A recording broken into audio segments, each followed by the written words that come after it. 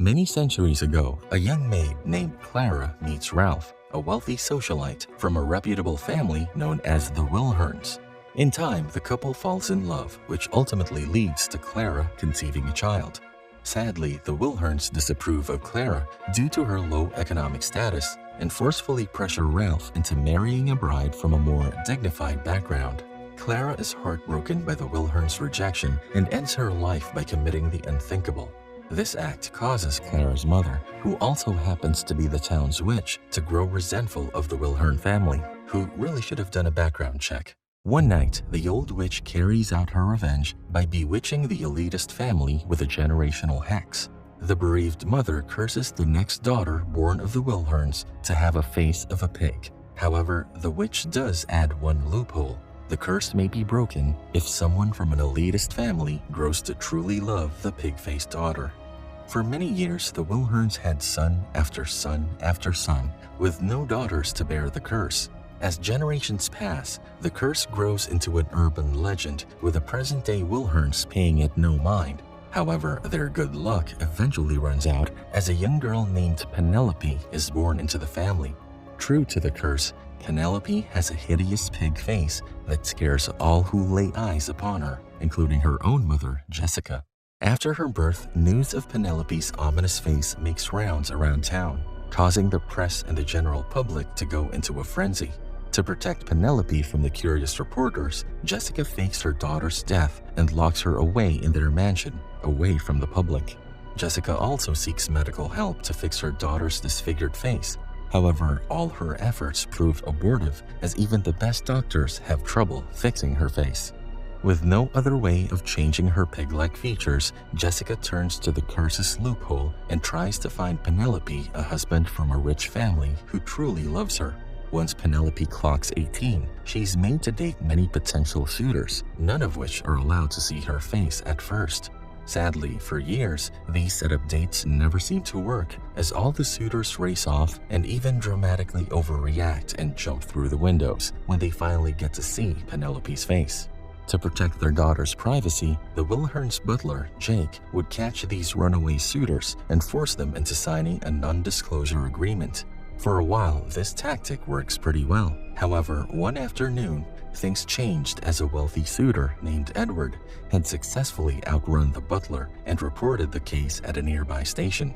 Edward describes Penelope's face to the police officers and asks that they investigate the pig-looking girl. Naturally, the officers find his description to be quite laughable, chalking it up to a figment of his imagination and instantly dismiss him. A local reporter gets word of Edward's story and publishes in the town's newspaper that the wealthy suitor has gone mad. The next day, Edward sees the publication and grows livid as he vows to expose Penelope's identity to the world and prove his claims. The wealthy suitor soon finds a partner to join his mission, a tabloid reporter named Lemon, who also believes his story. Together, the duo brainstorms ways to get proof and eventually decide on getting an undercover suitor to take the picture of Penelope. They hire the services of a young man named Max and install a hidden camera in his jacket.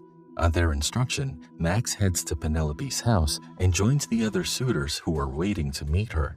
Minutes later, the pig-faced girl enters the room, and just like clockwork, the men swiftly take to their heels. All except Max, who hadn't quite seen her face. Disheartened that her suitors had once again run at the sight of her, Penelope retires to her room and talks to Max through a one-sided mirror. The pig-faced girl finds Max to be particularly interesting and quite unlike the other men she's met. His unique personality makes her hopeful that he may finally be the one to break the curse. Though an imposter, Max also finds Penelope to be quite sweet and intelligent as the duo converses for quite a while. At the end of their conversation, Max leaves the house but promises to return the next day. The following afternoon, the undercover suitor returns, almost making Penelope squeal in delight. The duo discusses their ambitions and life goals, with Penelope revealing she'd like to be a horticulturist. The conversation soon shifts to her isolation indoors, and Max proposes they grab a beer together at a nearby bar. Penelope is fascinated by the offer, but her insecurities make her fearful of going out in public. So, she politely declines his invitation. The next day, Max returns and Penelope finally musters up the courage to reveal herself to him. She approaches him from behind, and an unsuspecting Max gets startled and backs away at the sight of her.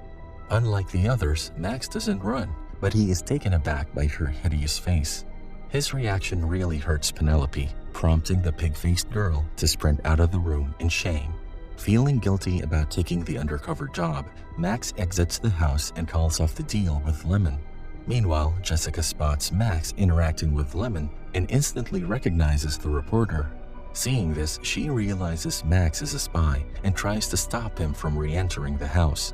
However, the undercover agent scales the fence and breaks into the building to speak with Penelope once more.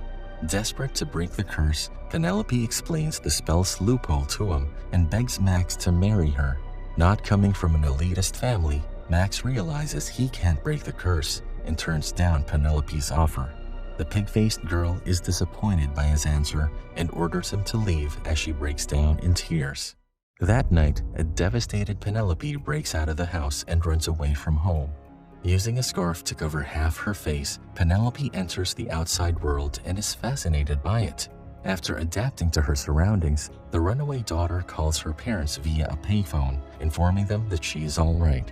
Her worried parents ask for her current location, but Penelope simply ignores them and checks into a nearby hotel with her mom's credit card. The following day, Jessica notices her credit card is missing and traces the transaction to Penelope's hotel. While heading to her room, Penelope spots her parents in the lobby and escapes via her room's window. Sadly, she leaves behind her mom's credit card in the process and is left with barely any cash. Having no place to turn to and with night fast approaching, the runaway daughter brainstorms ways to make a quick buck. Meanwhile, the investigative duo, Lemon and Edward, launch a public ad, offering a reward to anyone who can get pictures of the pig-faced girl. Penelope runs into the ad and, desperate for cash, decides to sell her pictures to get the reward.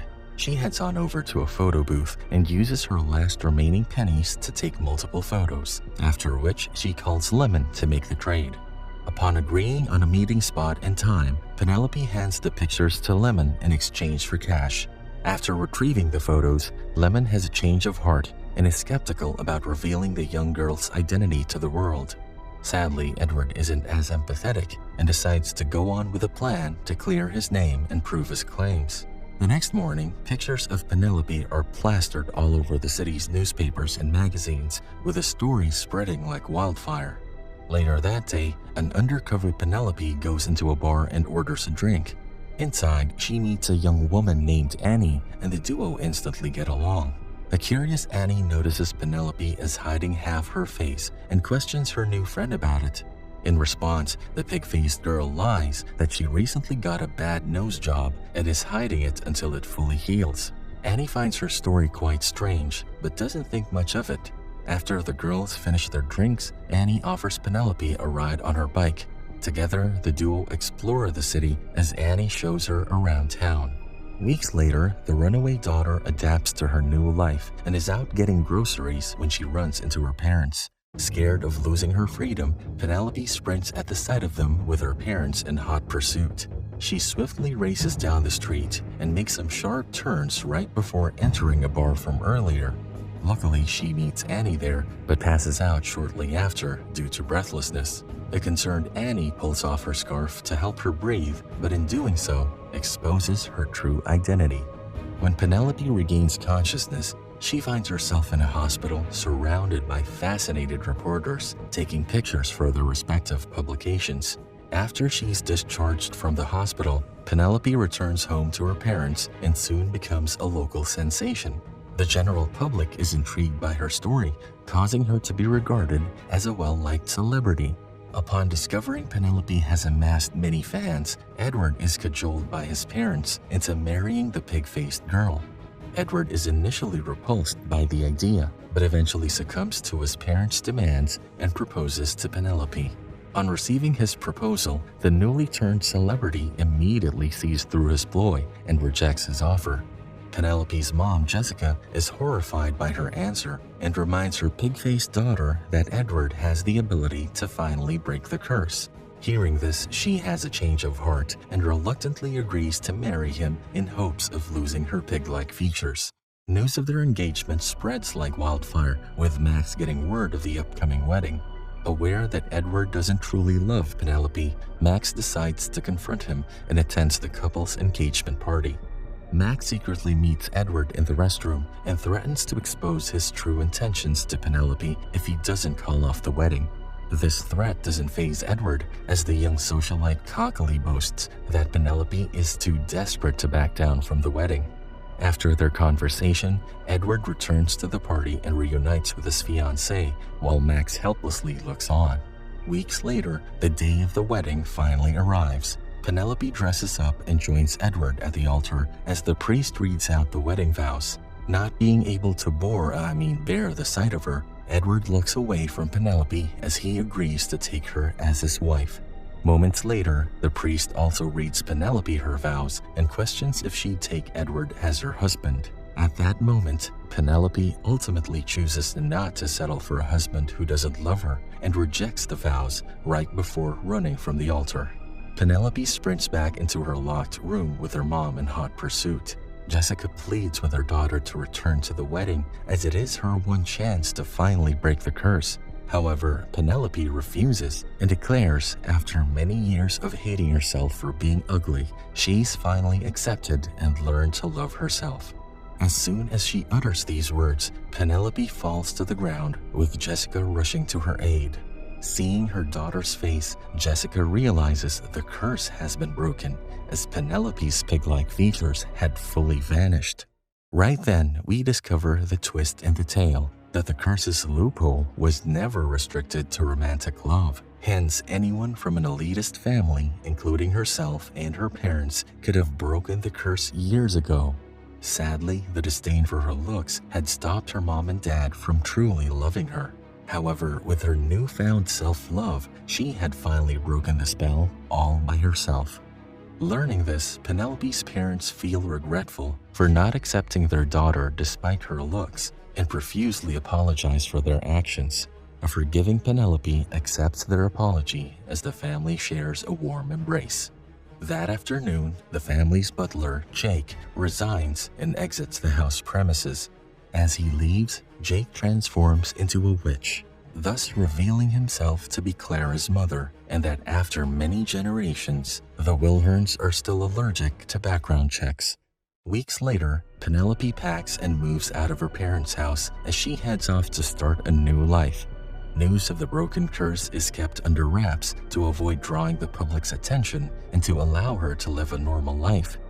Now without the pig-like face, Penelope walks around in public without stares and takes up a job as a horticulture teacher in an elementary school. About a month later, Halloween arrives and Penelope attends a costume party together with Annie. On her arrival, she feels the urge to pee and knocks on a nearby apartment to use their bathroom. When the apartment owner opens the door, Penelope is shocked to find Max staring at her. As she's wearing a mask, Max doesn't recognize her and innocently invites her in. After using the bathroom, Penelope converses with Max until he realizes it's her. Overwhelmed by his hidden emotions, Max kisses her despite having no prior knowledge about the broken curse. He apologizes to Penelope for turning down her proposal the first time and explains he only did that because he is not actually a wealthy guy named Max, just a regular guy named Johnny, and thus couldn't break the curse as he didn't come from an elitist family. Hearing this, Penelope realizes Johnny truly loves her and reveals her new face to him. Johnny marvels at her beauty and kisses her again as the couple passionately makes out. In the closing scene, Penelope and Johnny enjoy a day at the park, with Lemon secretly staring at them from a distance. The reporter moves to take a photo of the former pig-faced girl to break the news of the broken curse.